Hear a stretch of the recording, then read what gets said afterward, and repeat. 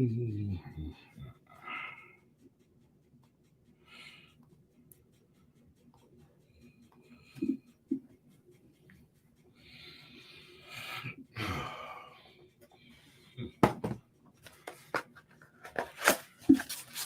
gonna let a few of y'all get in here before I start talking. Right now we at 10.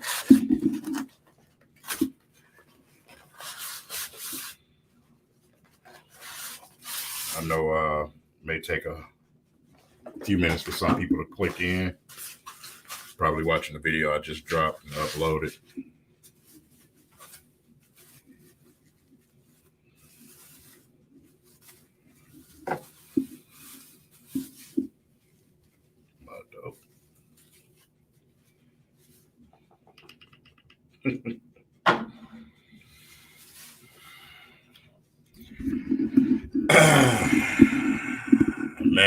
Man. All right. So first and foremost, I just want to give a shout out to our guy, our dog, our number one out there, you know what I'm saying? And then Cade Cunningham, man. Career high for him tonight. 35 points. Absolutely amazing. But I want to talk about three things. And the first of those three is related to Cade. First and foremost, the preseason crowd. I still haven't forgot about you guys. I hope you still swimming and trying to keep your head above water in the river that you jumped in. All the preseason Cade talk and all of everything else that y'all was doing the most with. I'm definitely I'm still definitely holding those receipts. I am King Petty, right? So yeah. yeah, the boy is he is definitely him. He is definitely him. And he's gonna continue to be that. And I mean, let's just be honest, he's still got more to learn. He's still gonna get better. You know what I'm saying? So and hold y'all comments for a minute because I'm gonna do some talking first before I get into them. I don't want y'all to waste a good comment. But yeah, Cade 35 points tonight. Career high was absolute. I mean, a monster on the court out there. You know what I'm saying? Doing his thing out there. But the refs, bro. The refs. I've never wanted to, and believe me when I say, I've never wanted to physically assault referees until Cade Cunningham joined our team, bro. Like this disrespect that Cade is getting is crazy to me. You know what I'm saying? Not even this man when he was a rookie or second year player got disrespected the way that Cade gets disrespected, bro. Like literally, this man got knocked out the air, fell down on his shoulder damn near, and they still wouldn't call a foul. But you know what they did? They made it their business to call every single foul on Cade. I mean, some of the most ticky-tack, girly little fouls, man. And I know we're a young squad. I get it, man. But tonight, like, come on, bro. Like, this stuff was too obvious. It's like y'all was just out to get him or something. You know what I'm saying? So, yeah, I was definitely hot about that. You know what I'm saying? That had me tight sitting up in the stands, man. Cade did his thing tonight, and he could have easily had 40, no problem. No problem, right? So, shout out to him. Shout out to Cade. But we got to talk about our head coach, bro. Our head coach. I know, like I said, some of y'all probably have seen the video I just dropped. I had to unload. If y'all can remember, if y'all been following me for some years now, I was one of the number one guys on the get rid of Dwayne Casey train, right? So we go into the draft. We get, we having some great drafts. Troy Weaver's doing some things, you know what I'm saying, changing his team around. I'm like, okay, I'm gonna step back. I'm gonna give Casey an opportunity, right? I even encourage some of y'all to get off of Dwayne Casey, right? Bro, I can't do it no more. And I'm gonna be 100% honest with y'all. I can't do it no more, bro. I tried. I really, really tried. Dwayne Casey is not my coach, bro. He's not, man. He's not. He's just not. I want something else. I want a coach who's actually going to put my players in a position to be successful. Not go out here and throw these wacky lineups on the floor. Not make the most, just the substitutions at times are beyond me. What were we doing with Ivy and Cade tonight in that rotation? What were we doing? What was that lineup out there with Killian, Corey Joseph, and who was it? Kevin Knox out there? Who gonna score the ball, Casey? I know we missing, Burks or whatever. That's more firepower, but still, we missing Bagley. I get it, right? But bro, tonight's rotations were absolute ass. They were ass tonight. They were ass. Yeah, to have Ivy sitting out for that long, and then with the foul situation with Cade, bro, put Cade in the game. Don't put Cade in the game when we down 20, Casey. What good is that doing us, Casey? Really? What is that? What is that doing for us, Casey? Nothing. I'm tired of it, bro. I'm tired of Corey Joseph. And it's not against Corey Joseph. It's Casey. It is Casey. The old beef that I had with Corey Joseph, it was never fully about Corey Joseph. Corey Joseph does not sub himself in and out of the game. Corey Joseph does not leave himself out on the court for too long. Dwayne Casey does that. Him and his horrible assistant. I don't like Rex. I don't. I really don't. And when we got Dwayne Casey, y'all seen those Toronto fans saying, man, Casey's overrated. Oh, I'm so glad he gone. We frowned up at them and said, thanks, we got Dwayne Casey, right? Within a couple of months, I was already making rant videos about Casey's lineups and substitutions, right? You know what I'm saying? So, like I said, I'm trying my best not to just throw all emotions in it. You know what I'm saying? Because Dwayne Casey as a person is a great person. But I want something else. I want a younger mind. I want a younger coach.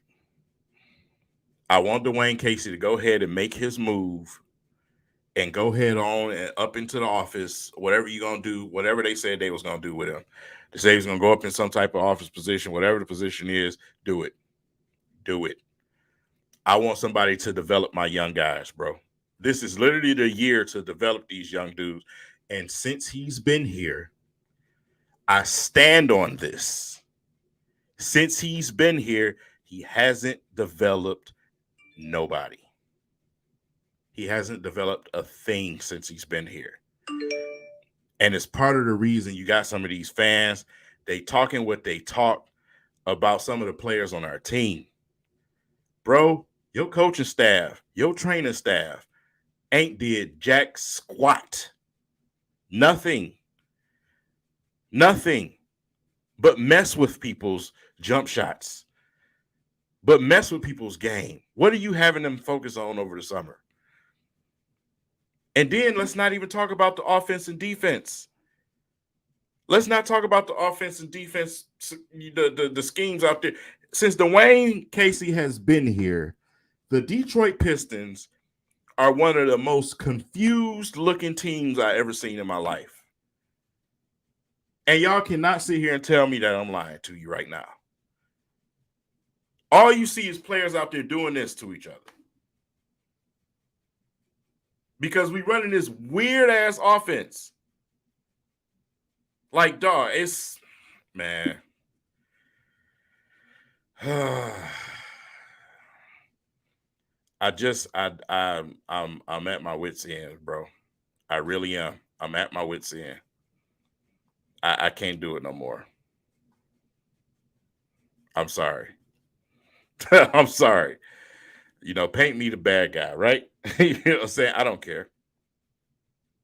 So I don't care. I don't care, bro.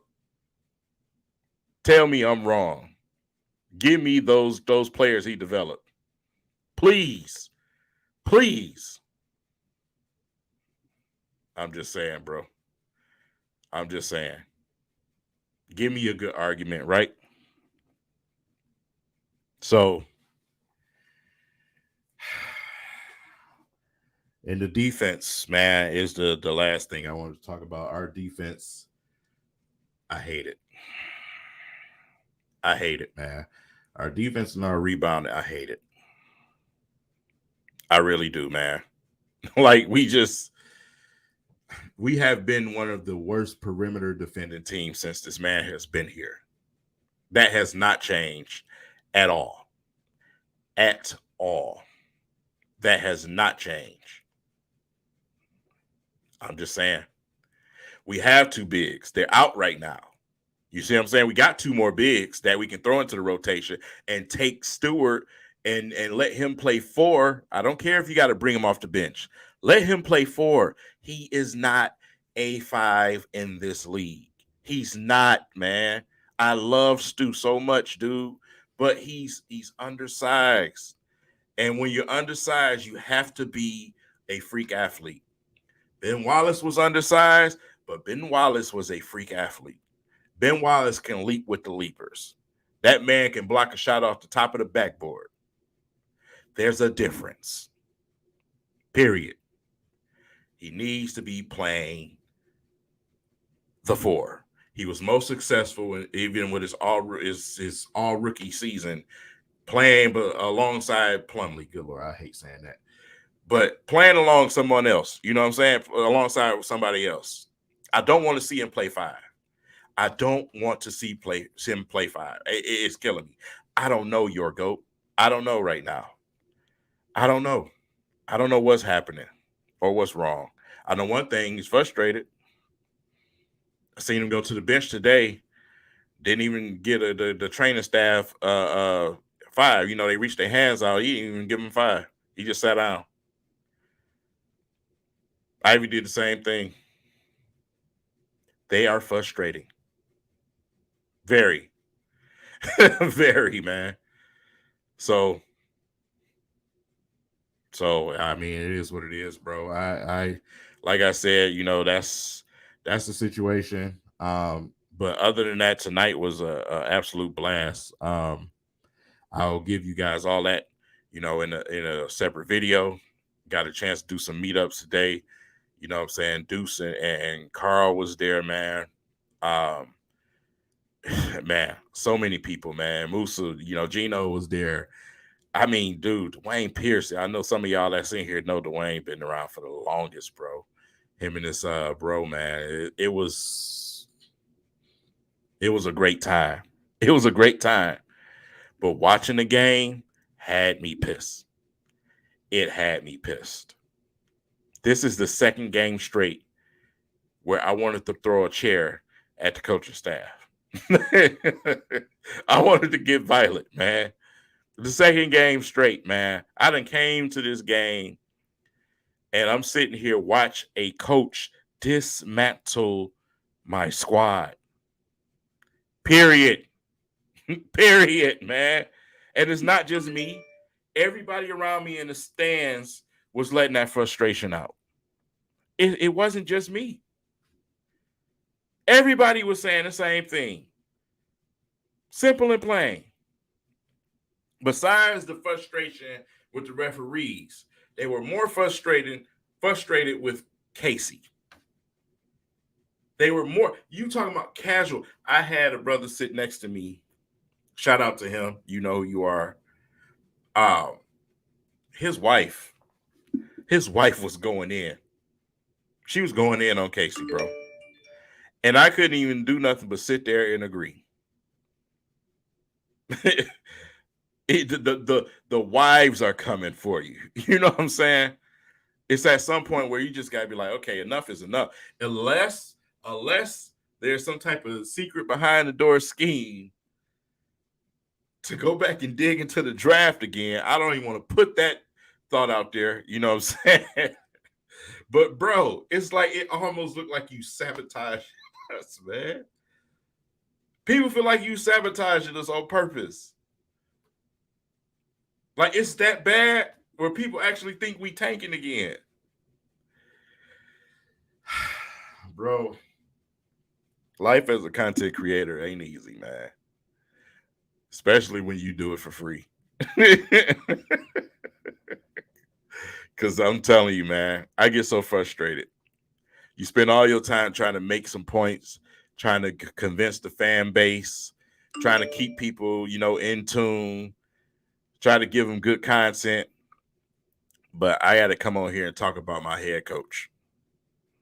I got to come on here and talk about my head coach. Wow. That's amazing, man. So, like I said, man, with that said, we fell to the Hawks again. They blew the game open at the end simply because of the personnel we had on the court. Unbelievable. You just don't know who to put in the game and when to put them in the game. That's just amazing to me. You're the head coach of this team. I don't know what else to say. You guys, you tell me how you feel about your coaching staff. I'm interested to know how you feel about your coaching staff. Because everybody always want to paint me as the bad guy, right? You know what I'm saying? I'm tripping. Gang, you tripping. Okay? I'm tripping. I was tripping back then when I did it, and I'm tripping now when I'm saying it again some years later. So you tell me who's tripping. You tell me who's tripping, bro. So, like I said, man, it seemed like we just make it harder than it should be. We make the game harder by some of the stuff that's happening out there, especially coming from them sidelines. We make it harder. So, I don't know, man. I don't know what we do with this situation. Me personally, I don't believe Dwayne Casey is going nowhere anytime soon. As far as this season goes. So we gotta live through it, right? We just gotta get through this period, I guess. And see where that takes us. We are continuously outsized. We got outsized again tonight. Guards are able to get everything over our heads. Only time you got some type of resistance is when you got an 18-year-old in the game named Jalen Durant. All of our other bigs are not available right now, which absolutely is frustrating. I'm glad that Bagley's not out for the entire year, though. So, I mean, hey, we got nothing but time. You know what I'm saying? We got what, 70 something games left. You know what I'm saying? We got 70 something games left. There's a whole lot of season left, ladies and gentlemen. Whole lot of season left. So in no way, shape, or form am I coming at the team right now. I'm at the coaching staff. Because this slow start, I feel like, it's about a good 65% coaching staff. Yeah, you got some injuries that suck. You got 3 veterans, big time veterans. It's not like these are, some players at the bottom of your bench. Burks, Noel, and Bagley play a huge role in what we do as a team this season. So you do have to factor that in, right? But for what it's worth, what you have available, you're killing us with. You know what I'm saying? You're killing us. So, yeah, I wash my hands with it. I wash my hands with it, man. I'm gonna go back into my hole, simply go back into my hole, and just leave it at that, man. Like I said, the wins and losses to me right now still are not a factor, a huge factor for me. Obviously knew it was gonna be a rough season. You're not going to jump from 23 wins to 45. It's not going to happen. Ups and downs, right? I'm sticking consistent with that. But what I'm seeing from my coaching staff, I don't like it. I don't like it. Games where we actually have a chance to win, I feel like you're making it hard for us to do that. So that's the point I'm trying to make to y'all. Um, yeah, it's still a long season. We got a lot of teal nights. We got a lot of statement nights. We got a lot of nights left. So, like I said, I'm not about to jump off the water in the first week and a half of the season. That's not what I'm about to do. So we just need to really take a long look at what our coaching staff is doing. We need to take a long look at what the way these players are coming back. We need to take a long look at who's actually being developed on this team.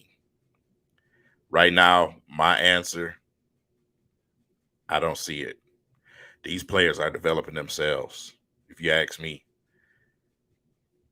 Sadiq put the work in to be able to try to get to the basket and get fouls. K put that work in, bulked himself up. He did that. You know what I'm saying? So I'm not giving credit for something that these players did. But as a staff, I'm not impressed with your development. I'm not impressed with your development. Period. At all. And this is not just from one season. This is from it's been several now. So impress me. Make me shut up. Make me shut up, because what I'm gonna do right now is I'm gonna speak for people who can't speak. You know what I'm saying? People who can't put that frustration out there. I speak for you. Like I told y'all in the video, I don't belong to nobody but myself. I don't work for no networks. I don't work for anybody. And I keep it that way for a reason. So I can be me and be who I am. So, yeah. Yeah, most definitely, man. Most definitely. No, not on this staff. I don't like none of the assistants on the staff at all. No. Yes, sir. Shout out to Ashton, man. Got a chance. We went down and did a little politicking with him the day after the game. Shout out to Mr. Hayes again. For everybody that was there. Didn't really get a chance to catch Cade's brother Cannon, man, but he was there, so shout out to him too. But yeah, like I said, the atmosphere was amazing. It was fun, man, but it kind of put a damper on things, man, when everybody's frustrated at the same thing at the end of the game. And they wasn't frustrated, at the Pistons as a team. They were frustrated with, Mr. Head Coach. That's what people were frustrated with. So, and like I said, I'm probably sure some of y'all in the comments were at the game, and y'all can definitely back me up. You know what I'm saying? That's what the frustration was coming from. So, yeah. I see this every time with Mark Jackson. Mark Jackson is not coaching in the NBA no more, man. He's not. Man, we keep going through this. He is not coaching in the NBA no more. Yes, we would love to have Mark Jackson, but he's not coaching anymore, man. MK. It's not going to happen. So I don't even want to know what Twitter is talking. I ain't even had a chance to be on there. Haven't had a chance to even get on Twitter. But I want to see development. I want to see development. I want to see players take steps and get better. I can tell the difference between when a player does something and when a staff is really, getting these players, getting the best out of the players. I don't see that. It's not like a Popovich type of thing, right? You know what I'm saying? Coaches like Popovich is going to get the best out of his players, right? I don't see that here. I don't see that here. What's going on, King Tom? But yeah, I don't see it. So y'all got to let me, know what do y'all think, man? Your coaching staff, your head coach. I know some of y'all already been hot. Y'all been in the comments, man. I know some of y'all already hot about it. At my last video, y'all was giving it to him. I don't know what else to tell y'all. So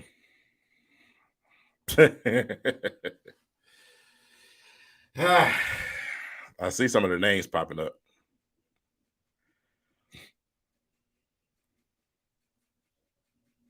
I would have loved to get kind of Chauncey Billups before he went to Portland. I would have. I really was hoping that would happen. I would love that. I would love to bring some Pistons here. You know what I'm saying? Some ex players here that understand the city, that understand what we need to do. I definitely would love that.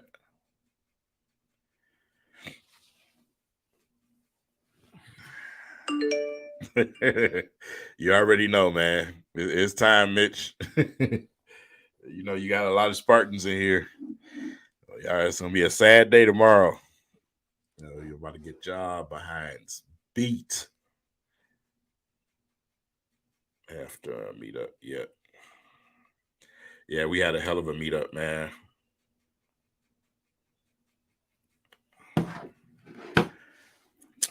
I would love to have Jerry Stackhouse, man. Now you want somebody that can get the best out of your guards. There you go. There you go. Jerry Stackhouse could definitely do that, man.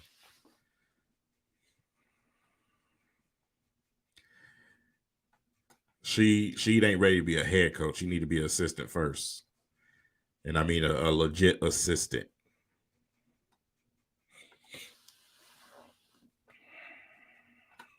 It'd be different, if he was a head coach on the collegiate level or something. Okay, fine, but he needs to be a legit assistant first. Michigan by 40. Boy, JJ about to go off on that defense. Good Lord. He was, man. And one thing that K was doing tonight, I mean, he was killing them in that mid range. You know what I'm saying? I'm glad you brought that up, man, because it's something that I've been wanting to talk about as far as Isaiah Stewart. I get it. We want to see Stewart knock down threes, stretch the floor. I get it. Why is he so reluctant to take 15 footers, bro? Why does he not want to shoot mid rangers? I feel like he shoots those better than threes, and he has opportunities to do it. What is so wrong? Man, go out there and Antonio McDice the shit out of their asses if I'm Stu. You know what I'm saying? Bro, shoot that mid range. You don't always have to run out to the 3-point line. And that's one thing I don't like about the staff, man. All this analytics bullshit, man, bro. Leave that to the nerds, bro. Go out there and play basketball. You know what I'm saying? Like, just, bro. One of the greatest mid-range players of all time had an excellent season last season in DeMar DeRozan. You know what I'm saying? Cade was doing his best DeMar DeRozan tonight because he was killing them in that mid-range. He was killing them in that mid-range, man.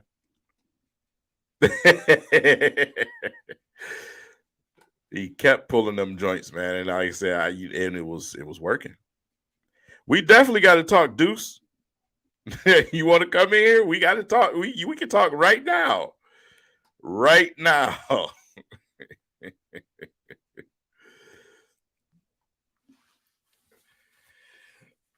Man, the link is in the comments. Because like I said, man, I don't even know where to I don't know where to go. I don't know where to go, man. I don't know where to go. Shout out to Jeff Iafrady too, man. I seen him. He was sitting in front of me out there. Shout out to Tony Dombrowski, man. Eli, I seen y'all. Y'all was there on the Jumbotron a couple of times. if they watch this video or if they watch the stream. But yeah, like we had some faces there today. We definitely had some faces there, man. Rise above, what's going on, bro? Man, what's up, man? I was at the game too, man. It was crazy, man. It was unbearable, dude. Like KC with the rotations he putting in, the calls he's making. Like even the team that got us the lead when Bogdan hit that 3 to take the lid off the rim. Off the roof. Like people was going crazy. He just changes everything. Now, like you even seen the Hawks when they take Trae Young out, they put DeJounte Murray in to carry the load. They take Cade out. They don't put Ivy in. They just leave Corey Joseph out there with the reserves, and then now we down 10. Now you putting Duren in when he obviously see Duren is playing like he's the best paint defender that you have. Like I'm seeing my cousin sitting next to me, my other cousin. He like, what is he doing? Like, what is Casey doing? But I'm convinced he had a wager on the game. I'm convinced he put money on the Hawks. Hey, you talking about Casey? Them refs had a wager on the game. Them refs was the mafia, bro. was betting on that game, man. Man, like they made the bad calls. They just walked away. They didn't even want to talk about it. They just walked away. Listen, when Cade cut in, went for that jumper, and they fell on him, the dude literally fell on him, and he still made the mid range. He did not do a call when he dunked on those two players. Did not get a call. You touch or breathe on Trae Young. Man, this man literally was out there acting. He was literally out there begging for fouls, and they was giving it to him. No, like it's ridiculous. Like he's 6'8". He's too big for you not to be giving him these calls. They are literally on his shoulder. Like you know how many times DeJounte Murray reached on him, smacking his arm 2 different times, and they ain't calling the whistle. Like, come on, where's the reach-in foul? Where's something? Like, I don't know where the hate is. You know, it's not even just the league; it be in the media too. You know what I'm saying? Like some of the disrespect you get in the media from guys like Stephen A. Smith, bro. Like you can't even get his name right sometimes. Like, dog, just disrespect. You know what I'm saying? That's why, you know, when he was in town, I was like, man, fuck Stephen A. Smith. Like, keep him from around here, bro. Him and his hairline can go back just far back to wherever the hell he came from. Man, I don't even call that a hairline. I call that a cul-de-sac. That's what that is. Cul-de-sac sitting on his head. It's to the point now, man. You want to continue. You want to disrespect, you know, the Pistons. You want to disrespect the city. Just stay from here. Don't come here. You know what I'm saying? He's an idiot. He only teams he talk about is teams that are in a high market that have good weather. Like, what does that have to do with anything about basketball? You always bring up the weather. Oh, the weather. We don't want to be. Man, you don't know nothing. You don't know how to pronounce. He just like Kendrick Perkins. Don't know how to pronounce a name right, anything. Right. It doesn't matter. And when we was winning, Stephen A. wasn't around either then. No. So stop fronting for the cameras, Mr. Stephen A. But yeah, man, it was just frustrating tonight. You know what I'm saying? It definitely took some of the mood out of the building. It was definitely a great atmosphere. It's a great atmosphere. You know, even after the first half, everybody was confident. Cade damn near had 30. You know what I'm saying? 27 in the first half. But then, you know, once the whistle started blowing, once Dwayne Casey did his recipe for whatever the hell you want to call it, you know, it got bad real quick. Yeah, it got bad real quick, man. Deuce was good, man. Bruh. Okay. All right. Where you want to start, bro? I you know, like I said, just Cade, the frustration with Cade and the refs, man, the disrespect. You know, I said it's exhausting. It's exhausting. First of all, we were thinking in year 2 that it would get better. You know, we kind of chucked it up to rookie season. Okay, fine. Right. It's not getting better. It's actually worse.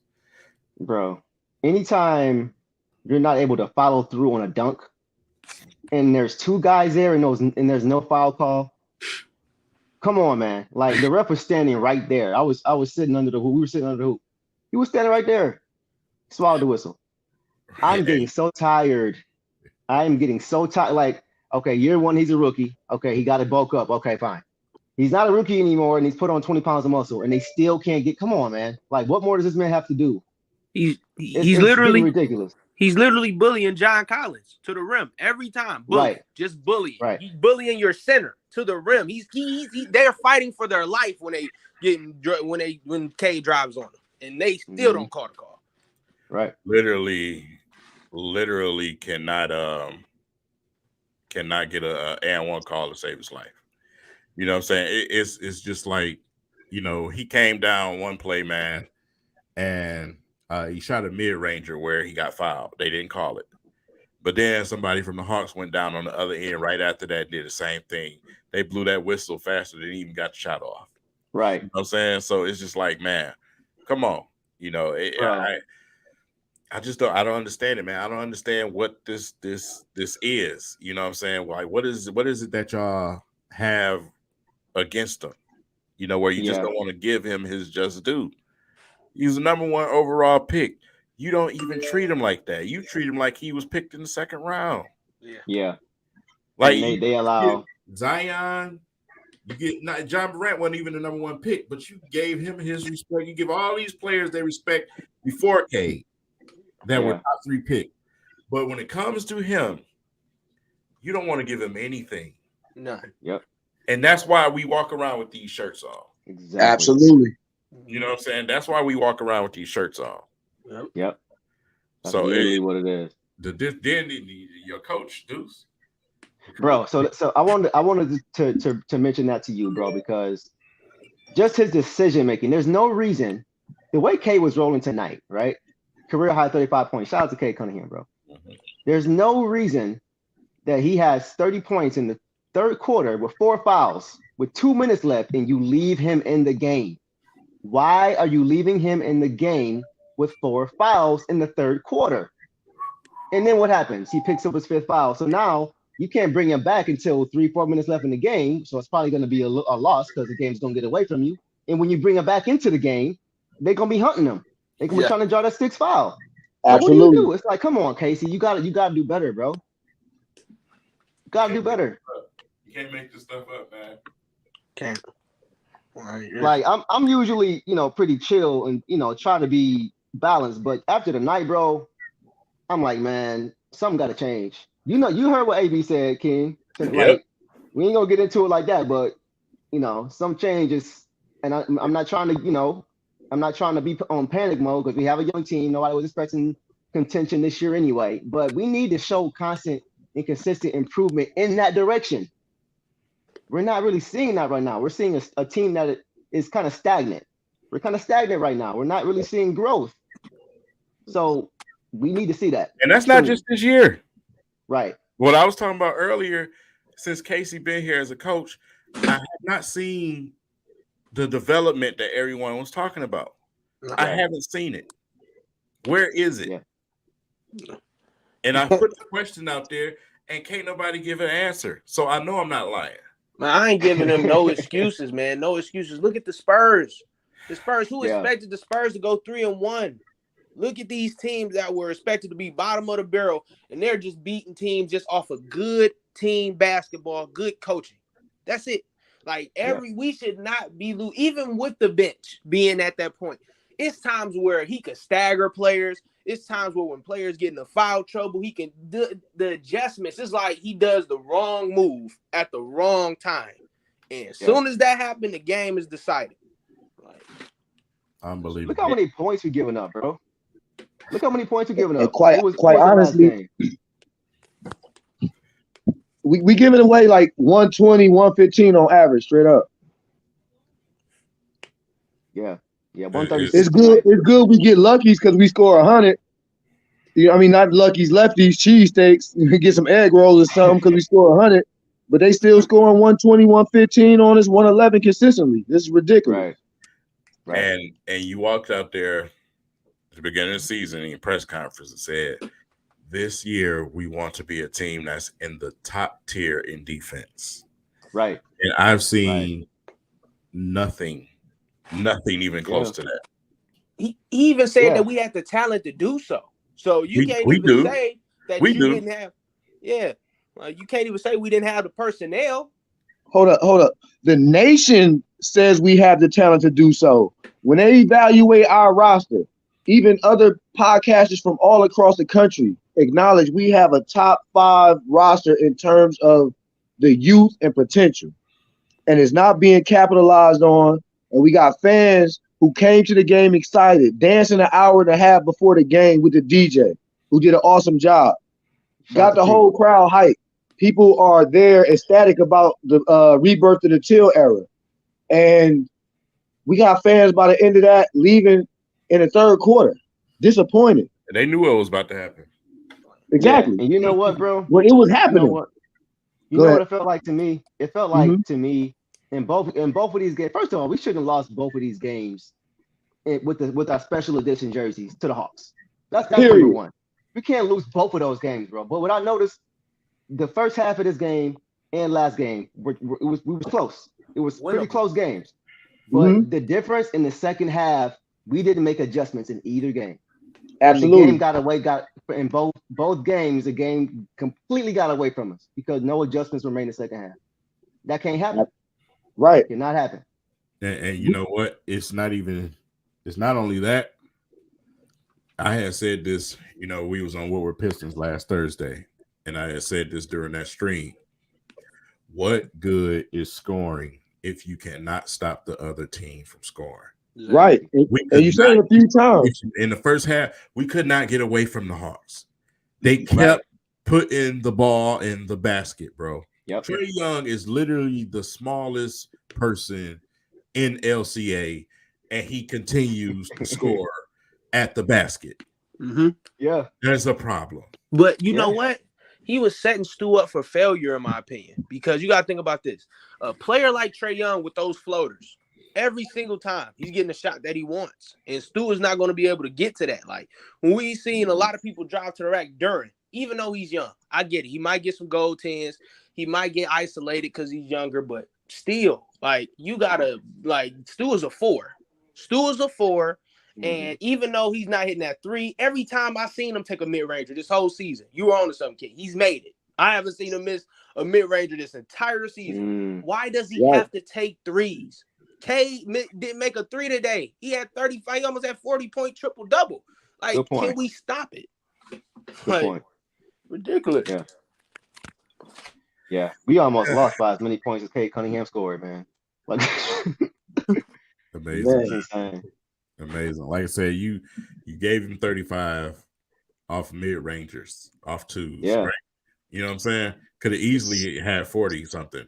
No problem.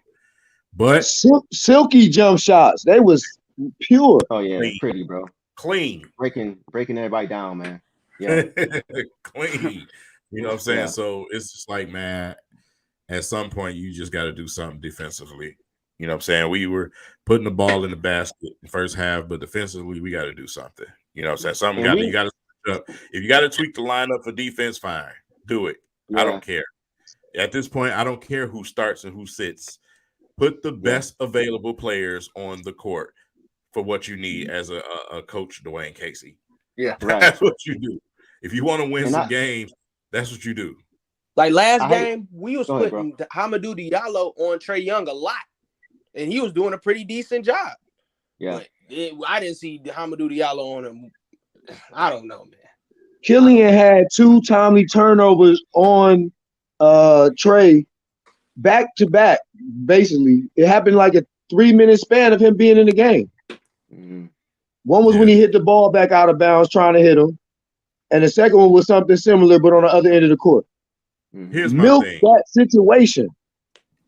Here's my thing with Killian. If he's struggling right now on the offensive end, you know what I'm saying?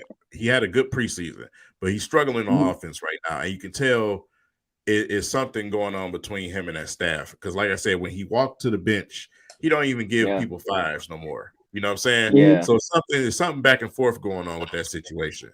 But if he don't have his offense going, which he has not, you cannot put him out there with Corey Joseph and Kevin Knox and these other guys who cannot score.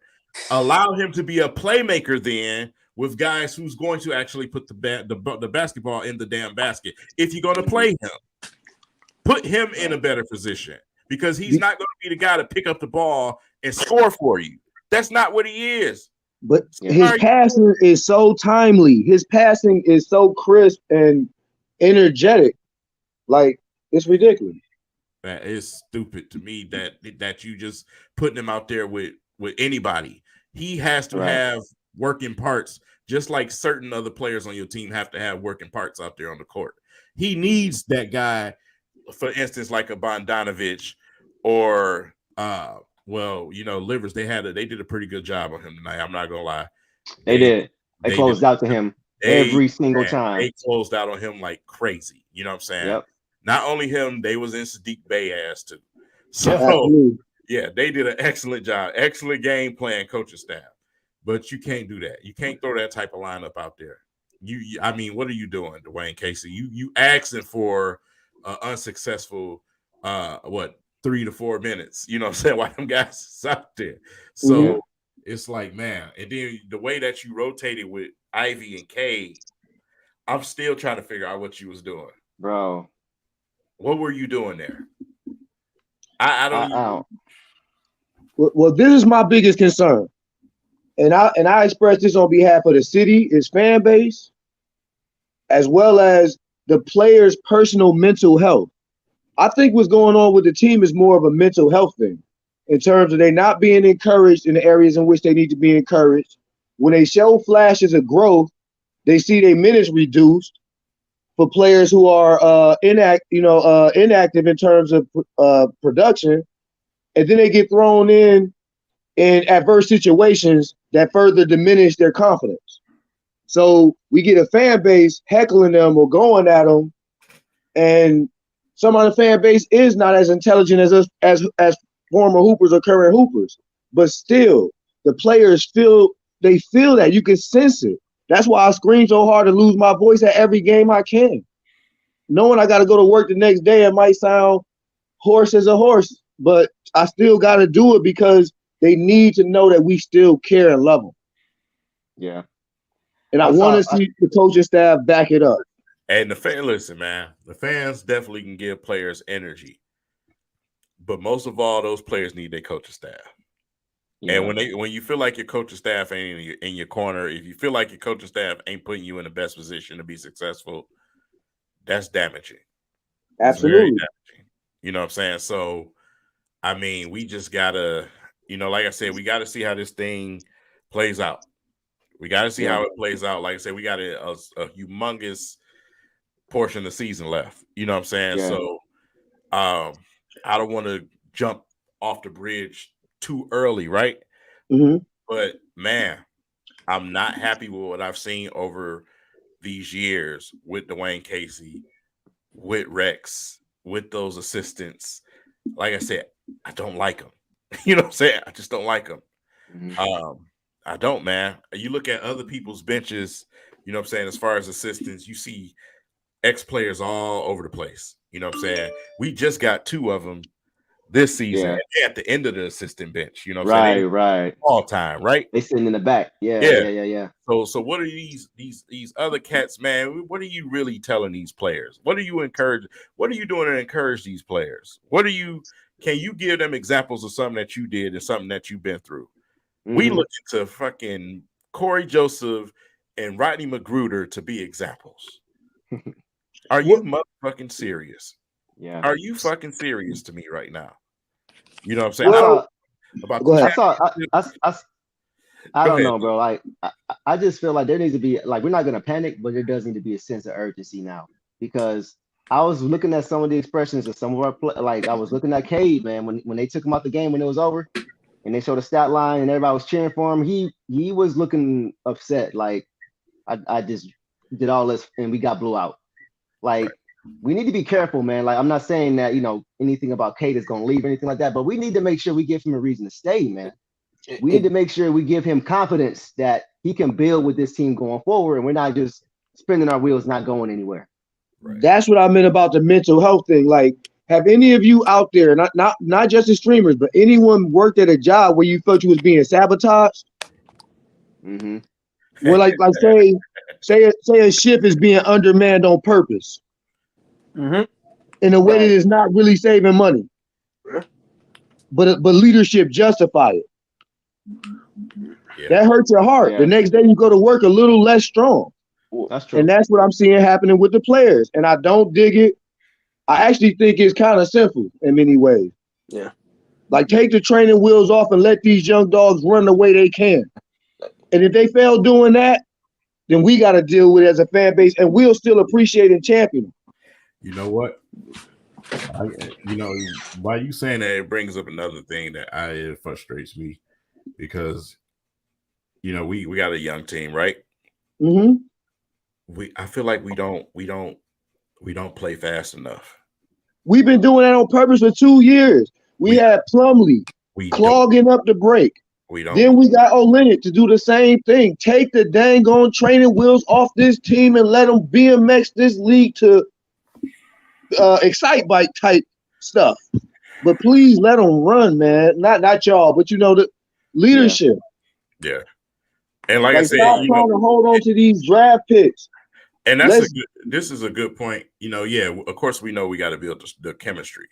The problem is it's hard to do that when you're going out there playing Russian roulette as a coaching staff, putting crazy people out there together, playing guys that don't need to be played together. You know what I'm saying? Mm-hmm. Taking guys and sitting them down when they don't need to be sat down. Or, if a player is playing well, you keep him in the game. But as soon as he does one thing, you're ready to put him on a bench. That's a recipe for disaster. And you know what? Like, man, this is another thing I noticed. Like, our coach, not even just the defensive sets, the offensive sets, we have K, 6'8". When we let the Mavericks play the Hawks, guess what? They're going to find possessions to put Trae Young on Luka. They're going to run picks. It's going to be mismatches. When we play the Celtics, every time Tatum and Jaylen Brown target Corey Joseph because he is the mismatch. He's not going to go at your best defender every time. Why would you make it hard on yourself? Every time Cade goes at him, who is he getting guarded by? DeAndre Hunter. He getting guarded by John Collins. I cringe every time I see, and like I said, for these statisticians, I like to call them. Oh, Corey Joseph has the best 3-point shooting percentage in the league. Bro, I don't care. I don't care. Because that man is the biggest liability that I've ever seen on defense. When I saw him do a post fadeaway, I almost walked out the building. Bro, I saw that too. Like he was dirking somebody. I'm like, bro, what are you doing? He thought he was Kevin Durant or Michael Jordan. Like, what are you doing? He can't move. He can't move his feet quick enough to defend. Bro, he is a cone on defense, bro. Yes. Yes. I've never seen somebody struggle and almost fall over after a pump fake. If anybody ever sat at the game with me or sat close to me, you hear me all the time telling players to get wide on defense. You know what I'm saying? Yeah. Get wide. Corey will never do that, ever. You seen it was a play where Killian had got a foul checking Trae Young. And Dwayne Casey said the exact same thing to Killian. I seen him doing his hands like that. He was telling him, get wide. Keep your hands out to your side. Don't reach. You know what I'm saying? Don't do nothing unnecessary. You'll never get that out of Corey Joseph, bro. He can't move his feet fast enough. Every time we try to move the ball, he'll fumble the ball when he catch it. Like we can't even get good flow on the offensive end. And it sounds like I'm nitpicking. I'm not but I'm just going off what I saw at the game that just frustrated me. Things just come to my mind, and it's just ridiculous. Like, this is supposed to be our veteran. This is supposed to be the guy that's leading us through the tough times. Like Bogdan, when Bojan has the ball, you feel comfortable. You feel comfortable. That's the feeling of watching a veteran. When you see Corey Joseph bringing the ball up the court, you're like, well, oh my goodness, what is about to happen? Like, well, this is my issue with the Corey Joseph, Rodney McGruder dynamic. Like, anyone that comes in contact with us in life, I feel everybody is there for a purpose. I also feel there's a lot of mismanagement going on. Like, because even in this instance, if I was going to ask you today at the game, has Rodney McGruder even put on his jersey and was able to play? Because what I recall last year is at times when the offense was stagnant, he would come in and shoot that 41 to 42% from the three-point range, and he was nailing them. And being that he has a little more size, he gives a lot more defensive presence. So I do see value with Kojo being on the court at times, and definitely around the team as a family. I also see the same thing for Rodney. But I do think they're being mismanaged and played at the wrong times. And sometimes they need to be interchanged. And that way we get to appreciate our players. Like, I think we'll know the team is getting better when we feel bad about losing players. And that's how I felt about Saban not getting his full shot here. And I felt the same way about Sekou. I was writing an article called Mercy Boku to Sekou because he deserved a lot of thanks for having to endure that knuckleheaded stuff that they was doing to him. And he was a 19-year-old. My thing, we talked about that, you know what I'm saying? And even though we digging all the way back to then, I remember, of course, because I covered the Pistons, right? Absolutely. I remember the fan base, Sekou's rookie season. I remember the stuff that I was seeing tweeted about Sekou. But then here comes this switch. And it absolutely destroyed him. And like I said, and part of the problem was not being put in a position to be successful. Sekou, they kept him on the wing three when he's a slasher who would dunk on anybody with a straight face because that's African culture. They do their work and with no expression. He dunk on somebody and just look at the disgust and just that he gave to Tristan Thompson. To everybody else, they would have been mean, mugging, flashing. He looked like another day's work. And they stopped letting him do it. Yep. And that's what they was calling him, Apollo. I remember that. They was tweeting that. Oh, man, little Giannis Light, man. That's what he is, right? He needs to be in the open floor. He needs to run. We don't do that. I just literally sat here and said we don't do that enough. We don't do it, bro. You got Jaden Ivey on your fucking Thank you. Why are we not running? Everything is a half court. You got quick firing shooters. You have an opportunity to run and get those shooters out on the wing. You have Bogdanovich. You have Sadiq Bey. Yeah. Bro, run. Yeah. It's not hard. Bro, we are average Joes, right? Most of us play high school collegiate basketball. You get paid millions of dollars. Why the hell can't you figure that out? Why can't you figure that out? That's my frustration. Coach of the year. Yeah. That's all I got to say. This is the coach of the year, and he can't see. But you know what? Listen, this is the thing. Like, our bench is our third stringers. We got to acknowledge that too. Our bench is our third stringers, and Alec Burke, but still, I can't give them excuses because a lot of teams right now have no talent or little to no talent. It's just coaching. The Spurs are 3-1. I don't know. They might have just beat the Bulls for all I know. I don't know. Like, they might be 4-1. What's Utah's record? They had a couple good shows when they started out. And they were supposed to be in full tank. They're just a young team playing young. They're not playing slow. You don't see Colin Sexton running in half-court sets every play. Man, listen, bro. One bad mother, you on point. He has not been used correctly at all. Yeah. I hate this offense so much. I hate it. It's frustrating. I'm just getting exhausted with this ISO-Cade. Everybody else watch him. I'm so tired. And it's amazing that he was able to get bucket after bucket after bucket with the defense knowing what was coming. That's just a salute to his game. But I'm getting tired of seeing this ball watching. There's no ball movement. There's no player movement. Everybody is just watching the ball. Okay, go get us a bucket. Get us a bucket. That's not gonna work, man. It's not gonna work. I mean, every time you called his number, he answered, and we still got blew out. So exactly. That is. Exactly. There that is. Oh, come on. Yeah. Yeah, it's crazy, man. I don't know, man. There's so many things that you can look at. It's just it's concerns all over the place right now, right? Yeah. So, we know some things will be cleaned up, but this thing that's been going on with Dwayne Casey's been going on for years, and I don't think it's going to change. I honestly don't think it's going to change. He is who he is. He's going to coach the way he coaches.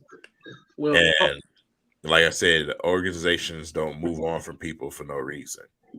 You know what I'm saying? So, like I said, you always felt like, even with Toronto, unfortunately, they had to go against LeBron James, right? But even at times watching that team, it's just like, man, I just feel like it's another level they can reach. You know what I'm saying? And they just never did that. They never did that. And that's what I feel like the Pistons are going through right now. I feel like there are levels that we can reach, but it just seems like we being held back right now. Yeah, it feels like the it factor from the coaching standpoint is missing. But that's what makes me think it's not just coaching. Like for me, I think it's the wrong paradigm. You know how they like in what they call this personal development. They talk about paradigm shifts. I'm tired of the diet tank. We do not deserve that. Sometimes it's like 15 degrees below wind chill factor, and we still go to these games. Mm-hmm. I'm way over the diet tank. Give up that draft pick that we got for Stu and get on with it, and let's start winning. Bring a champ to this town far sooner than later. And I'm accepting nothing less. That's why I like the tone of this podcast. It's not like any of us are going over the top. Any of us are losing our composure. But right now, it's not panic mode. It's pressure mode. Bring us a winner, or we will begin to demand that someone else is brought here to bring us a winner. We will have no choice at that. Go bit fly. I can't even agree with you. Okay. I can't agree. Not with you, Pre. I'm talking about. Okay, give it to him. I can't agree with you, man, because like I said, he just ain't. He's not being put in great situations. He's just not. And like when you look at just his shot attempts alone, bro. I mean, it's not like he's out there shooting a high volume of shots. When he does, he's 20 something, almost 30 points. You know what I'm saying? We've seen that, right? But he's not being put in that situation. It's more like what Deuce said. It's more like give this guy the ball and let him do it right now. It's no flow in the offense. It's not find the most open guy. It's like, can we get the ball to Bogdanovich? Let him shoot it. You know what I'm saying? Right. See that at times where everybody's just trying to get the ball to him. Rightfully so, fine. You want to get him open. But y'all need to spread that ball, and y'all need to worry about, hey, if he's open, let's get it to him. If he's having that night, let's get it to him. We don't have to force it. You know what I'm saying? I feel like we force it at times, and that's annoying. You know what I'm saying? The two things I say most at games, and y'all all know before this, is D up on defense in between the defense chat, because that's how it's supposed to go. That was a slogan, and it's still part of the campaign. It's supposed to be defense, D up, defense, D up. Get them hype, right? Then the other one, I'm always saying swing it or kill, Killian, kill. That ain't gonna happen.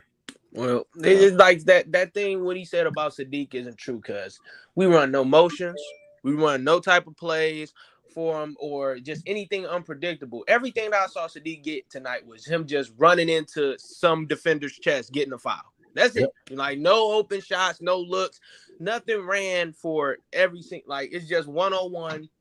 Do what is sometimes we're freelancing. Like we have make one pass and then the ball to stay in one spot for 5 seconds. It's crazy.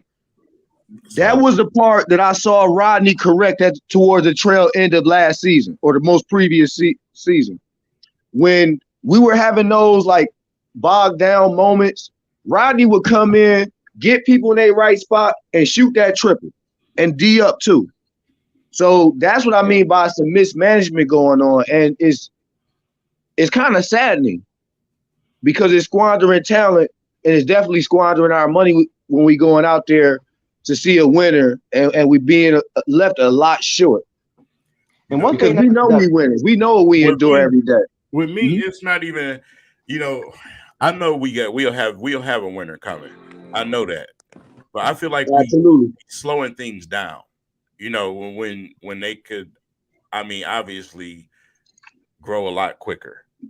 I feel like we slowing these players down. We holding some guys back. And that's my biggest problem. And I fear that's to retain that draft pick that we owe whoever Houston traded it to. Like, come up off of that. Think this is how I feel about leadership at that point. Think of yourself good enough to be able to find talent without having to covet that draft pick. Bring a winner here and stop saying that we should tolerate losses for the sake of growth when their players are not being allowed to grow. Well, Mr. Privy, like it's not even that this is supposed to be a winner, right? Like we went into this season talking about development, right? But if you watch the games, we are in the game. Like we are either have the lead, we're 4 back, 5 back, and then one decision, stupid decision throws that entire game away. So it's not even about being it's not about expecting wins. We see in these games that we're competing, even through the shortage on the bench. We running third stringers that probably Corey Joseph wouldn't get time as much time as he would if Alec Burks was here. We will probably be able to put Stu at 4 if Nerlens Noel was healthy and we can bring him off the bench. But even with these shortages, like we're in these games. It's apparently a coaching thing. It ain't even about winning or losing. We're competitive, but it's just. But who gives the coach directives? Yeah. He has a general manager over him. He has a vice president over him, and he has a team owner over him. So are they okay in this strategy?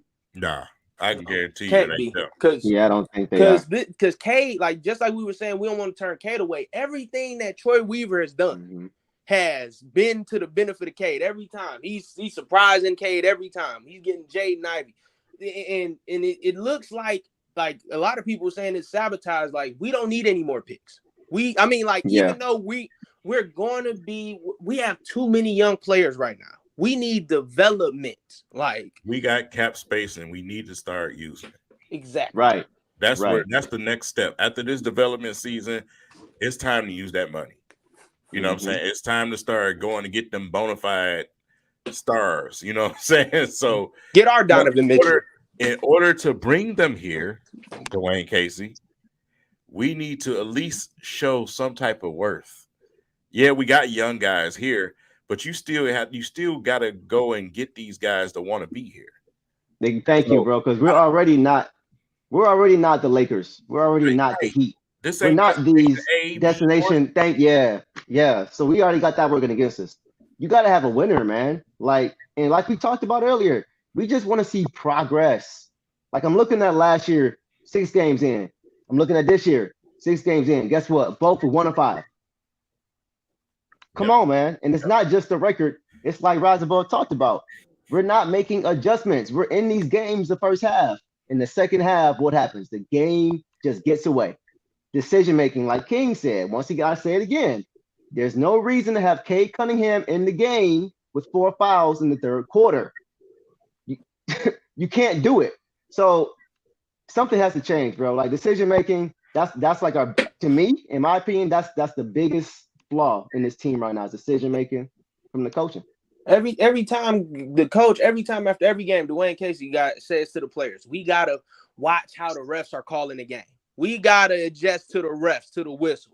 Well, why didn't you adjust to the whistle? You saw how they were calling the game. You saw every time K couldn't even stop a guy from blowing past him. Like, what are you supposed to do? Let him run past you? Like, right? He had just body up, call foul. You see how they're calling the game, so make the adjustments as a coach as well. Right. You got to protect your players as best as you can. It's just that simple. You got to put them in a position to win. Like, yeah. If I could have a word on the subject, if I could have a quick word on the subject, I'll say this, and it's kind of simple. To any of them out there that in a powerful or empowered position, I'm praying that they hear our prayers to just bring us, not even bring us, allow the team to represent Detroit. If they want to make all these slogans and say we're for Detroit, well, show and prove that you're for Detroit. Because we don't just fall on our backs like a turtle and not try to get up. We gonna roll and keep rolling until we roll over jokers. That's what we do, notoriously. We crashed the Showtime Lakers party. We crashed the 3-peat Shaq and Kobe Lakers party. It's our turn to do that again. And I'm beyond ready to see it happen. Man, look at this on the screen, man. That's hilarious, man. Yeah, it is. Oh wow! Like I said, he probably have Wemby coming off the bench too, man. Yeah, man. Yeah, he would get less minutes than Kojo. it's gonna be like I said. I'm interested to see what happened when Bagley gets healthy, when Noel gets healthy. Yeah, like, because You know what, bro? rotations never are what we expect them to be. no. So Yeah. surprised me. You know what I'm saying? Right. Even Well, last Give us year, somebody 6'10" on the court at all times. yes, and that's one thing. That's one thing Dwayne Casey actually did say in the press conference a couple of days ago. Is that when Bagley comes back, he's going to look to play Stu and Duran more. Yeah. So Yeah, because we can't play them together now because if they both get in foul trouble, who do you go to off the bench? Nerlens Noel's not healthy. Who do you go to? right. You know. Like I said, man. Bo, you tripping. Like I said, outside Bridget. We luckily we dodged that bullet because we did trade for him, we've been stuck. yeah, Yeah. No, seriously, man. It's I remember it was a while back. I was having an argument, man. My brother Big Willie. We was on the podcast, and we was having an argument, man, about the league and what direction the league was really going. Mm-hmm. And everybody had bought into that small ball bullshit, right? Okay. And then I said, Willie, I was like, look at the league now. You know what I'm saying? They were saying the big man is dead and everything else. Every team we facing now got multiple big men. Yeah. Multiple big men. Everybody Absolutely. is tall as trees. Mm-hmm. We out here starting Stu and Bogdanovich at the 4 and 5. Bruh. And you know what? Rest in peace. Stu, Success. I'm watching Stu, bro. He's looking demoralized, bro. Like, because we're not finishing defensive possessions. We'll play 23, 24 seconds of great defense, and we can't secure the rebound. Well, Easy putback. I tell you exactly what happens. Like Stu protects the paint. Let's say somebody Absolutely. blows past Corey Joseph. Stu is there. He's gonna jump up, contest. They might miss the shot, but guess who's there? Stu's man. They're getting put back dunks every 2 seconds. He could stop the because play nobody else there to box out. Yeah, right. With this team, help side is a cuss word. Yeah. Yes, bro. You have to help the helper. You have to help the helper. It's back to Tobias Harris days. You know. He a good brother too. Yeah. You know what I'm saying? Because it's just like, bro, it's like, man, it's, like I said, Stu, I've been saying it for years. Stu needs something with him down there. Yes. He is literally, bro, yes, he has the motor, but how long you think the damn motor going to run before the motor start getting tired? Exactly. Think of it like this.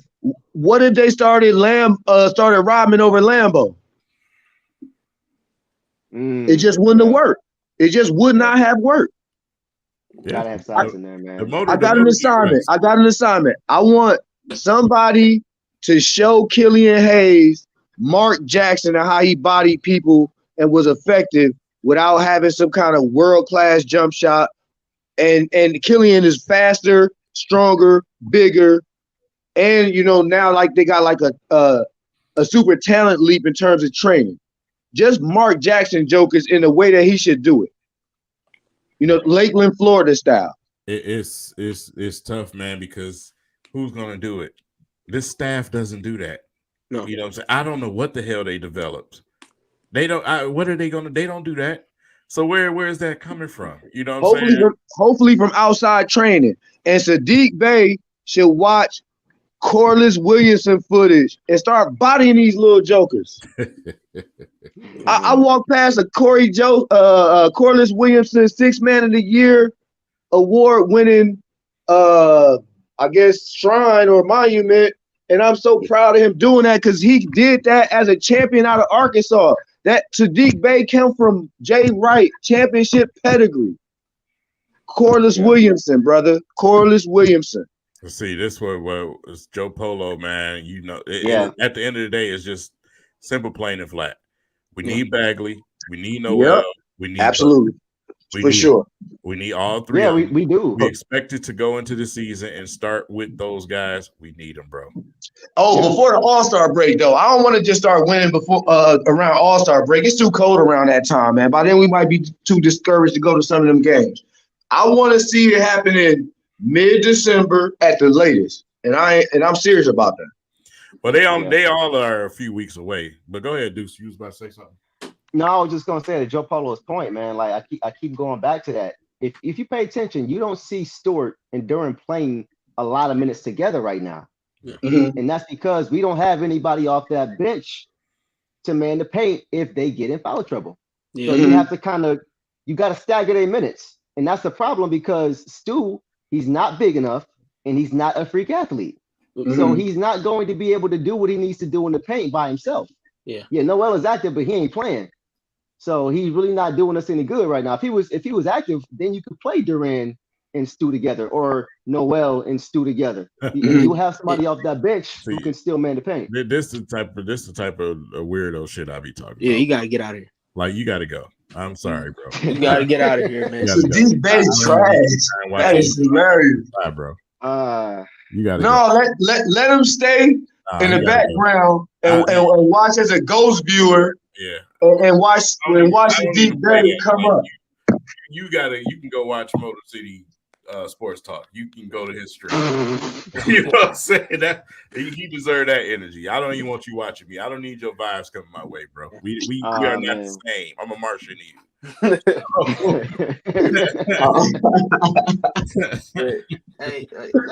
Like I said, man, everybody making these wild statements talking about he's trash.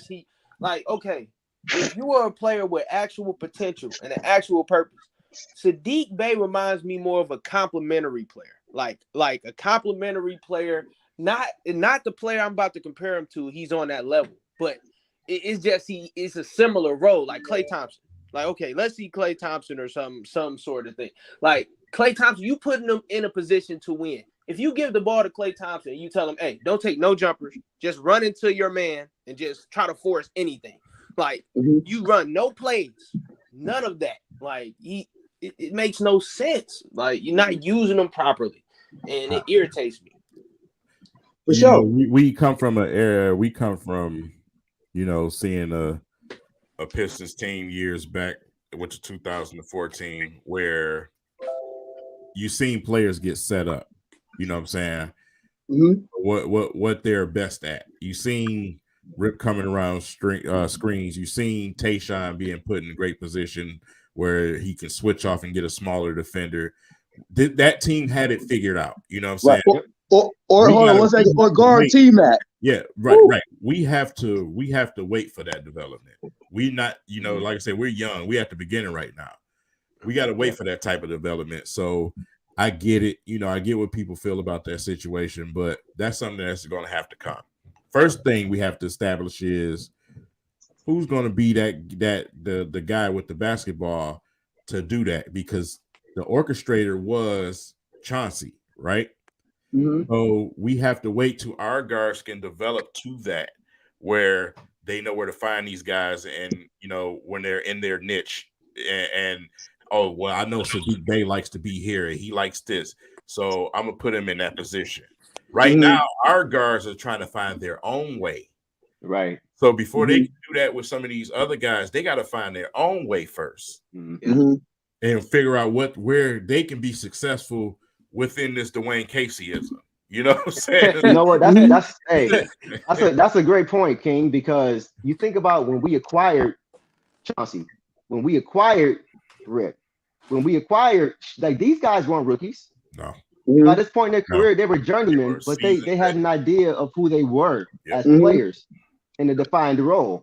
And Cade and Ivy and Duran, these guys are, like you said, they're trying to get adjusted to the league. Let alone figure out what they're going to be in the floor. You know what I mean? So, like, that's a great point. But see, I get that. I see it in the comments. I get what y'all saying, but until we can get more scoring from Killian, he can't do that. You know what I'm saying? Because, like I said, we have our number one. We have Cade. We have Ivy. That's number one and number two.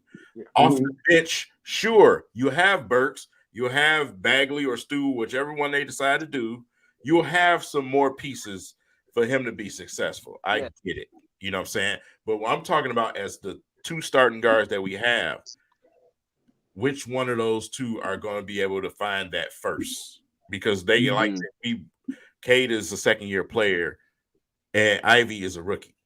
Yeah. You gotta wait until they find their own way first. Yeah, that's unfair to ask them or put that type of plate on them. And not even just that. Like last year, K led the league or was number 2 in the league in potential assists, meaning he was hitting guys like Josh Jackson, Trey Lyles, things of that nature. And they would be so wide open, but they just wouldn't hit the shot. So now you're seeing a player like Bojan Bogdanovic having the best season of his career so far.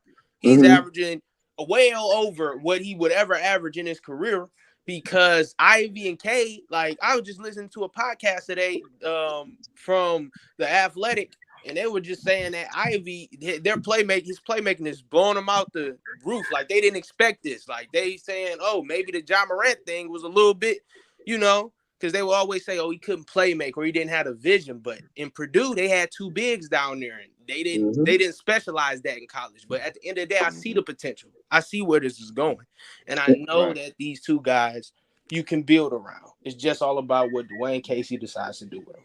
And all of y'all have made a great point that Brother Rise Above brought succinctly together. And this is what I hope the fans see, and I know y'all understand these subtleties. When we watch some of those shots go up, you can tell the shots gonna miss by the angle that the pass reached them or the angle in which their feet were when they gathered. That's not gonna stay that way. They're going to start to see that in footage. But I don't know if they have a basketball equivalent of all 22, like an all 10, where they show that. But I'm hoping through training that's being monitored and evaluated. Because a lot of those shots are just a hair off at this point, which shows the potential for growth, like quick growth. That's why I put that, a month and a half, basically 90 days or 45 days away from now. I'm not trying to wait the 90 days till the All-Star break. We start winning, but we still gonna get a lottery pick. Nah, bring us a winner ASAP, like the Teal song that they played while we was jamming earlier. Before we lost by 20-something. So, like I said, we understand what we have right now as a coaching staff. We understand what we have as a roster. What happened at the trade deadline is another thing that I've been pondering about. We love Bojan Bogdanovic, but we know the situation. We know what's getting ready to happen around that deadline season. His value is shooting through the roof. It is shooting through the roof, right? So, eventually we got to start thinking, hey, man, what can we pull back, with a Bojan situation? What can we do as far as free agency over the summer? We got to start, looking into that, man, because like I said, the way this roster is filled out, some guys ain't going to be here. Guys just ain't gonna be here. Number one, Corey Joseph and Rodney McGruder better be 2 of those spots. You know what I'm saying? They better be 2 of them. So, like I said, some guys ain't gonna be here. So this season is not only for growth, it's to figure out who's gonna be on this roster. And that's the hard truth about it. We have a great problem. And one of those great problems is we are full of young and trying players right now. So we got to figure out which components we're going to keep to fit with these veterans or these stars that we try to get it to come in here. So this is audition season. Yeah, because we have some log jams. Yeah, we got some log jams. It's not a natural fit across the board with all these positions. We're trying to figure out who's going to be the front court. We try to figure out, is Bogey better off the bench, or is he better at the small forward spot instead of the power forward spot? So we just don't have enough minutes for it to be a natural fit. So we need to figure out who's going to be where, what's going to be the best fit. First of all, defensively, because we already see, in my opinion, Bogey. I love Bogey. But if you're scoring 25 and giving up 30, what is that really doing for you? My God, my guy, man. My God. And that'd be my biggest point. You know what I'm saying? People are like, he put up 25, he put up 30. Man, he gave up 42. Right. You know what I'm saying? That's my thing, man.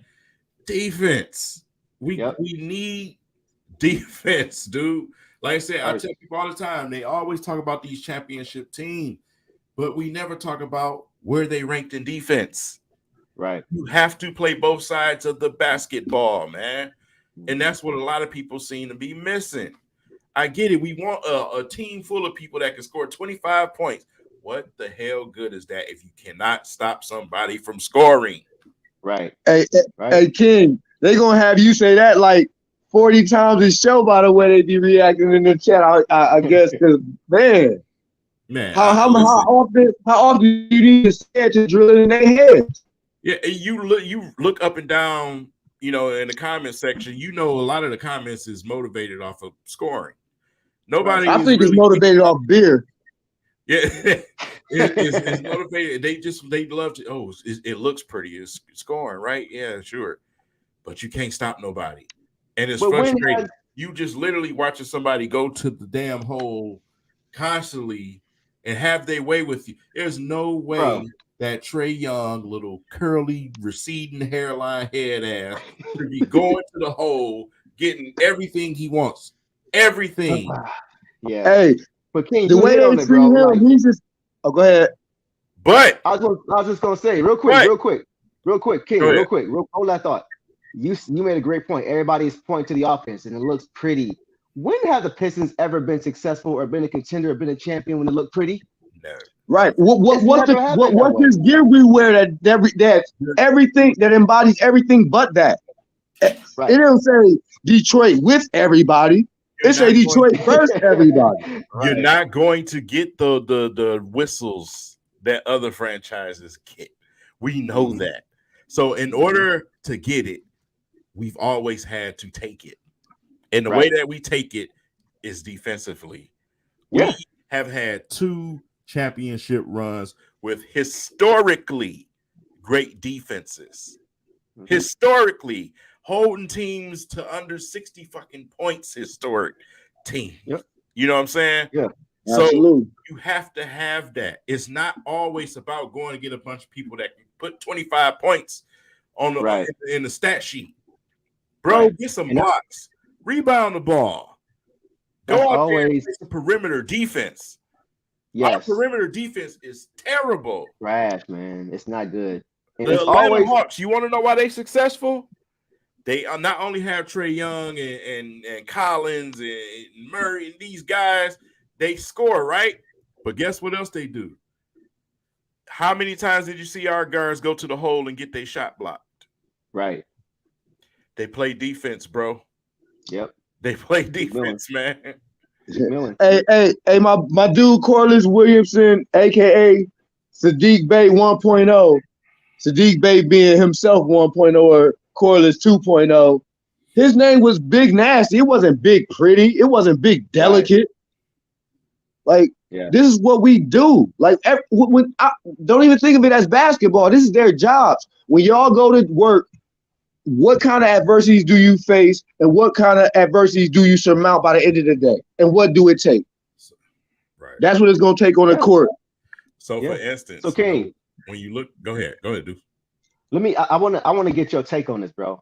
As currently constructed, what is the most successful starting lineup for the Detroit Pistons based on what we have right now? What will be the most successful? And you talking about players that's available right now? Just available right now? Yeah, just so we have on our roster. Obviously, we got Cade and Ivy in the backcourt. Yep. We probably keep Sadiq Bey out there at the 3, but man, the toss-up is who plays the 4 and 5, and that's my biggest issue. I don't like Bogdanovich and Stu. I don't like that. One of those 2 probably need to go to the bench. I got a different lineup, but I'll wait for you to finish, brother. Please. One of those 2 got to go to the bench. We need elaborate. Length. We need length. I don't even care if you got to start Durant until them dudes come back, bro. He got to start. Right, bro. The only time I see some of those guards change their mind about going to the hole is when Durant's in the game. Yeah. So we talk about that all the time. Something we talk about it all the time. Yeah. So this is my little modification on the roster. I would start Cade and Hami. give us a defensive identity up front, and some bullyism, and get that break running, because they could do it. We saw that. That should be one of them top 10 plays as far as Willie said. I think it's going to be play number 1. Get them running early, set the example and the tone, and then let Killian and Ivy go nuts in the second unit. I get it. In terms of Sadiq, he going to stay at the 3, but I would have Bogdanovich and Duran. Bogdanovich to let Duran know what positions he should be in and shoot the 3 and get out the way. Preview. That will never happen. I know it won't happen. I'm saying that would be my dream lineup. I think that's how it was at. First of all, the problem with Diallo is the fact that, he is a slasher, but he just refuses. He refuses to shoot. He had 3 opportunities where there was no one around him today. He did. He put that basketball on the floor and he went and tried to shoot a layup instead. He pump faked like somebody was gonna bite. All right, so this is what I would say about that. The famous saying, like, put me in the game, coach. Hey, he started the game with a cool butt because he was on a bench. I think it'll be a little bit different when he start. We saw like a 3-game stretch of that the most previous season when he did start for like a few games in a row. I think it was injury necessitated, but they looked good on defense. And then when him and Killian was able to overlap when they took Cade out, they was able to run even faster. I want to see that full throttle. I would rather tweak the offense from Dwayne Casey. I would rather go that route. Like I said, at this point, it's no other starting 1 and 2 for me than Ivy and Cade. It's no other combination. I literally want Killian on that bench, and I want him. For sure. That's for sure. I want him rotated in defensive situations. Right. Because let's be honest about it. Killian, we talk all types of shit about his offense, but he checks the other team's best guard. That's why I want him with the second unit with Ivy, so that he could take the harder guard, and Ivy could just go nuts. You see this casual fan shit like this? Nah, you don't watch the games. There's no way you watch the game, because he literally is your best defender on the perimeter. Best perimeter defender, yeah. Period. Who they talking junk about, Honey? Nah, Killian. Easily. That's not even. It's not a conversation. You know what I'm saying? Because we talking about a team that needs to play defense. Well, one player plays defense, and he's probably your best defender when it comes to 3s, 4s, and 5s too. let's say that I've seen you block more 4s and 5s than your actual 4s and 5s. Yo, like Church's chicken, he got thighs. He could hang in the paint. Like he built like. He built similar to like how you would want a player like Barry Sanders, where they can't move him. It don't matter how tall he is. Yeah, like I say, it's.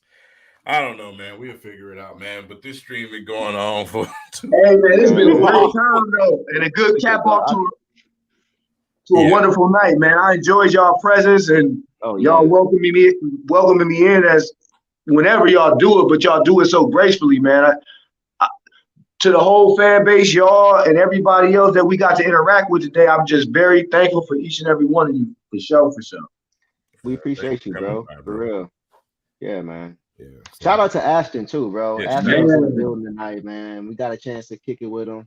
That's a humble king. He showed love. Yeah, bro. He showed love, as he always does, man. King was down. We was all down there. You was with us, pretty. You was just chopping it up. I'm trying to get him in the studio, bro. We got to make that happen. I'll write the bars. He got to spit them though, because he got the swag. But I got the poetry. We can make it happen. Let's do it. All right, it's a done deal. Shout out to King Tone. Appreciate you, dog. Yeah, man. Like I said, we had a great time at the game. That was a really good experience, man. Like I said, minus what happened on the court. That was like about 40 minutes of it, so everything else was right. Everything else was nice, man. Like I said, we got the opportunity to chop it up with Ashton, man. I even had a chance to chop it up with Killian's pops again. You know what I'm saying? Oh man, he's so sharp, man. You saw the game Killian on the hat, right? Yeah. Hey, you know what? That is my guy, man. That's your guy, bro. My guy, man. way that we talk, man, is kind of cool, because it feel like we knew each other for some years, but still, you know what I'm saying? I know it's tough for him to sit there and watch some of that stuff too. That's what I meant by mental health balance. It affects everyone that it spreads out to. Like, we don't want to see our loved ones struggling in a way that it's unnecessary for them. Yeah. Everybody can relate to that. That's why I actually understand the tilt on the gangster brim he had on.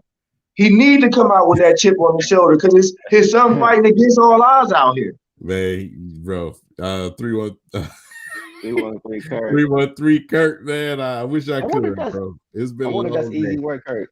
I've been up since 5:30 this morning, my guy. Hey, we gonna start getting there though. Don't worry, we gonna have more than content for y'all. I definitely will be streaming again this weekend. Plus, of course, I'm gonna be on streams with my bros, man. But I'll be streaming again. We gonna definitely be talking some Pistons more often in these streams, man. Because, like I said, I want to get the fan base opinion. I want to get other people's opinion. I want to get that stuff out there. You know what I'm saying? Absolutely. Because they, people need to know, what the fan base is feeling. People need to know. Yeah, facts. You know what I'm saying? So, even though the Pistons barely know we exist, fan base knows we are alive and well. You know what I'm saying? So, and you never know who's watching your content.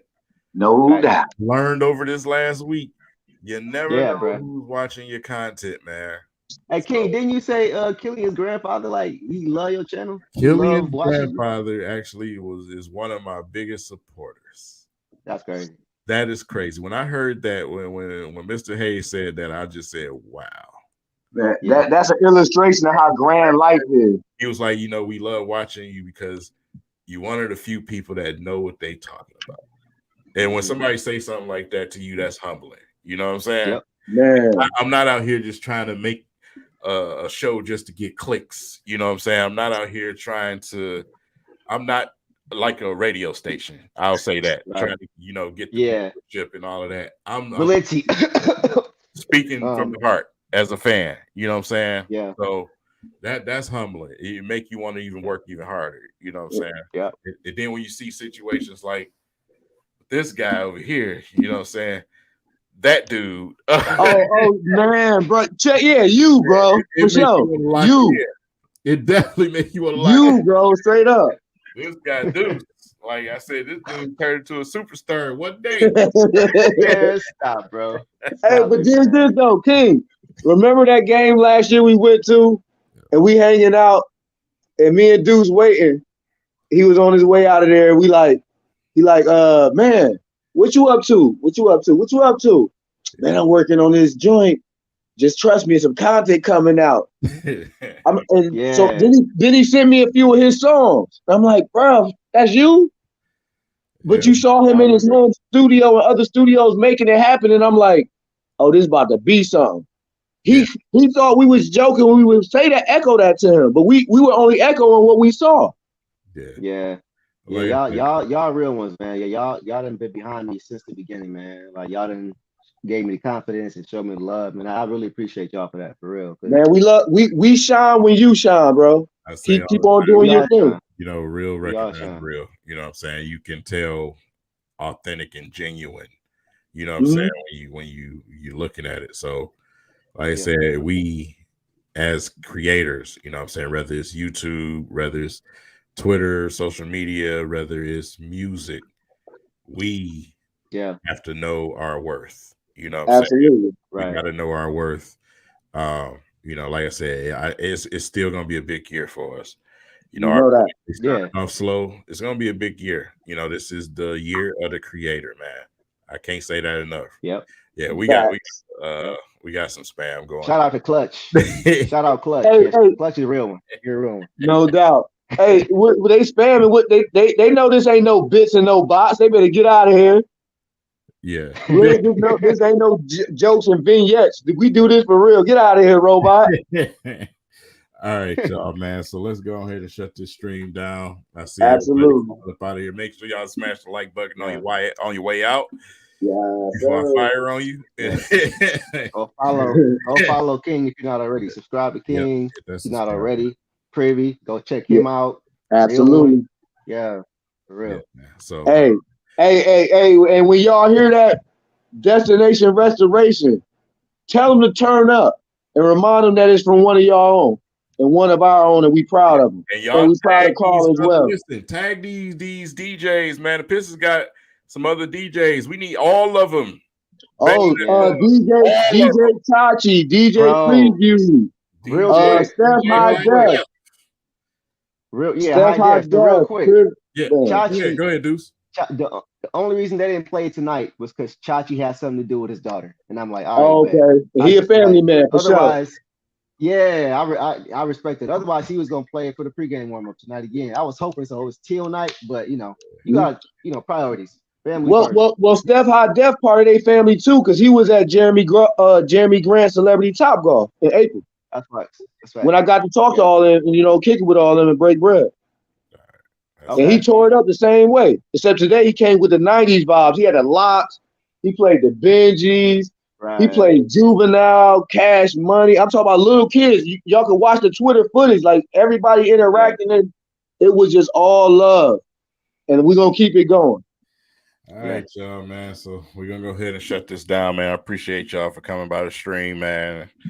Giving y'all opinions. So yeah, like I said, I'll be streaming this entire weekend. Of course, I got Michigan, but I will be talking Pistons too.